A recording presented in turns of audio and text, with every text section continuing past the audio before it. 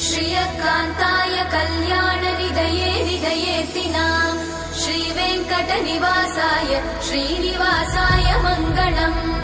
लक्ष्मी सविभ्रमालोक सुभ्रूविभ्रमचक्षुषे चक्षुषे सर्वलोकानां वेङ्कटेशाय मङ्गलम्।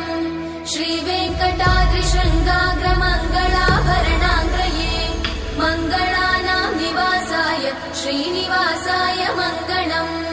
सर्वावयव सौन्दर्य सम्पदा सर्वचेतसां सदा सम्मोहनायास्तु वेङ्कटेशाय मङ्गलम्।